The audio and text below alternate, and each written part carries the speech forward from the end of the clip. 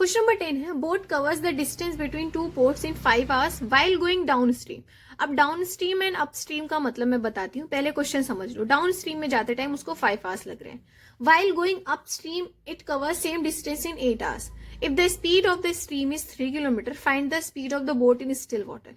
Still water मतलब शांत पानी में, इसने मतलब पानी में कुछ भी चल नहीं रहा है, तो स्टिल वाटर की हमें स्पीड बतानी है। देखो समझो, इसको कहने का मतलब कि बोट जो है कवर कर रही है डाउन स्ट्रीम में, तो डाउन स्ट्रीम का मतलब है कि बोट भी सेम डायरेक्शन में जा रही है और स्ट्रीम भी। हवा चलती है तो पानी का जो डायरेक्शन उस तरीके से चेंज होता रहता है ना, तो बोट भी उसी डायरेक्शन में जा रही है और जिस डायरेक्शन में स्ट्रीम जा रही है, तो इसका मतलब है कम टाइम लेगी, ज्यादा ताकत थोड़ी ना लगानी पड़ेगी। लेकिन जब वो अप स्ट्रीम जा रही है, मतलब स्ट्रीम की जो डायरेक्शन है वो इधर है और बोट जो है इधर जा रही है, तो ज्यादा टाइम लग रहा है ना। आप इससे वो कर सकते हो इमेजिन कि जैसे हवा चल रही, तो जिस डायरेक्शन में हवा चल रही है अगर उस डायरेक्शन में आप जाओगे तो आपको एनर्जी कम लगानी पड़ेगी, लेकिन हवा के अपोजिट में जाओगे तो आपको एनर्जी ज्यादा लगानी पड़ेगी। तो यही है up stream and down stream. Down का मतलब है सेम डायरेक्शन में बोट और जो स्ट्रीम है दोनों एक डायरेक्शन में है, लेकिन अप स्ट्रीम में दोनों ही डिफरेंट डायरेक्शन में, इसलिए जो है टाइम जो है ज्यादा कम लग रहा है। तो अब देखो इसको कैसे करते हैं।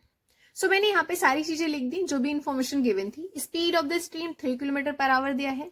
डाउन स्ट्रीम में उसकी स्पीड और टाइमिंग क्या है, और अप स्ट्रीम में मैंने बता भी दिया, बोट और स्ट्रीम दोनों ही सेम डायरेक्शन में चल रहे हैं, अप स्ट्रीम में दोनों ही ऑपोजिट चल रहे हैं। डाउन स्ट्रीम में स्पीड जो है x plus 3 kilometre per hour हो जाएगी, है ना, क्योंकि स्ट्रीम की ये है, ठीक है। तो टाइमिंग जो है 5 आवर हो जाएगी, और डिस्टेंस क्या हो जाएगा, स्पीड इंटू टाइम, तो 5 इंटू एक्स प्लस 3 हो जाएगा, राइट। अब यहाँ पे स्पीड जो है अपस्ट्रीम में x minus 3 kilometre per hour हो जाएगी, timing 8 hours and distance s into T हो जाएगा, तो that is 8 into x minus 2। अब आप x माइनस 2 नहीं, x माइनस 3 हो जाएगा, ठीक है। यहाँ पे x माइनस 3। देखो आप सोचेंगे कि x क्यों है, क्योंकि बोट और स्ट्रीम दोनों ही, हमें स्ट्रीम की पता है, हमें बोट की नहीं पता, ठीक है। बोट की तो फाइंड आउट करनी है, इसलिए यहाँ पे x लिखा है। दोनों साथ साथ में चल रहे हैं तो प्लस हो जाएगा, दोनों अपोजिट चल रहे हैं इसलिए माइनस हो जाएगा। तो इसलिए इस स्ट्रीम की दी हुई है, हमें बोट की फाइंड आउट करनी है। सो अब यहाँ पे लिखो, ये क्या हो जाएगा, 5x plus 3 equals to 8x minus 3। 5x हो जाएगा plus 15 equals to 8x minus 24। यहाँ पे ये हो जाएगा 15 है, तो 15 प्लस 24 8x माइनस 5x, है ना, ये इधर आएगा। अब इन दोनों को प्लस करोगे तो आपको मिलेगा 5 प्लस 4 9 और ये 3 इक्वल्स टू 3x। तो x की वैल्यू क्या आ जाएगी, 39/3, that is 13 kilometre per hour.